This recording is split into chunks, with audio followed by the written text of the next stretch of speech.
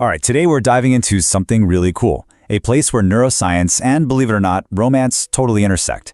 We're going to talk about the architecture of how we build and share meaning with the people you love. So, let's just jump right in with a big question. Think about one of your most cherished memories with someone. You know, your first date, a vacation, maybe just laughing at some silly joke. Can two people, you and that person, actually fall in love with the exact same memory? So, the short answer? Yes. But, and this is a big but, it's not at all how you think. It's not like you're both just hitting play on the same movie in your heads. The reality is actually way cooler and, honestly, a lot more meaningful. To really get this, we've got to bust a major myth about how our memories even work. The first thing to wrap your head around is this: your memory is a story, not a recording. You know how we kind of think of our memory like a perfect little video camera in our head, just recording everything exactly as it happened? Well, it turns out that's not true at all.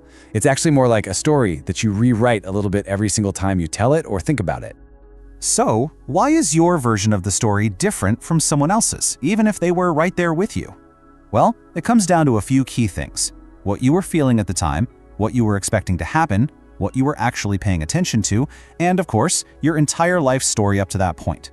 This means you could be sitting next to the person you love, watching the exact same beautiful sunset, but the version of that moment getting saved in your brain is fundamentally and uniquely yours. It's your personal copy.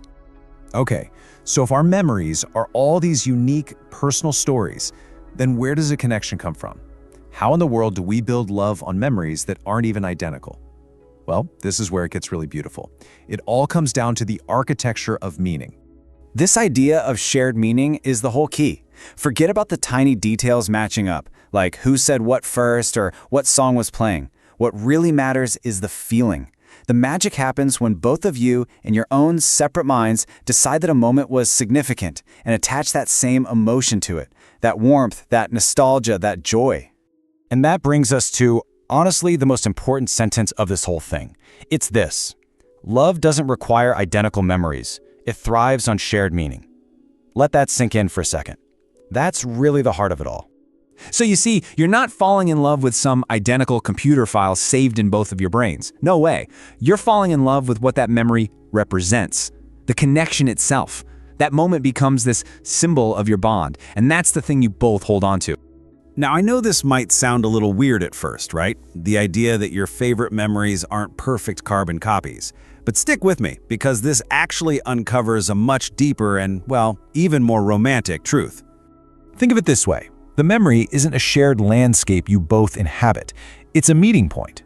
It's that rare, incredible instance where two completely separate, unique inner worlds come together and just agree. You both look at each other and say, yeah, that right there, that mattered to us. And in the end, isn't that more romantic anyway? The conscious choice of two people to place the same value on a moment.